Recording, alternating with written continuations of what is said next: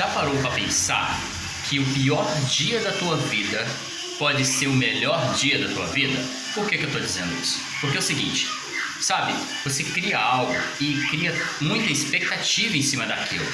E aí vem aquelas pessoas que costumam enfiar o dedo no teu olho e dizer o seguinte: isso não dá certo, você não nasceu para isso, isso aí é coisa fantasiosa, você está acreditando demais em algo que você criou na tua cabeça, mas você não é capaz de realizar. Já recebeu esse tipo de crítica?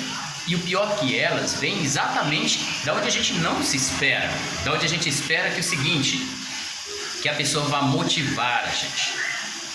Eu vivi muito tempo assim, então vou dizer uma coisa para vocês: nunca, jamais deixe as pessoas guiar o seu sentimento por aquilo que você acha que é certo, por aquilo que você vê e tem certeza que é o certo e que a tua decisão pode te levar num andar mais alto.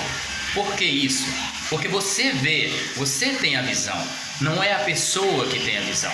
Então, quando alguém falar para você não dá certo, você não nasceu para isso, você pare, respire fundo, de preferência, qualquer coisa, molhe o rosto, joga uma água no rosto, levanta a cabeça e pare para pensar.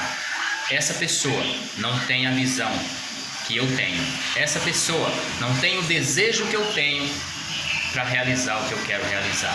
Então eu vou seguir em frente e vou realizar isso, apesar dos pesares.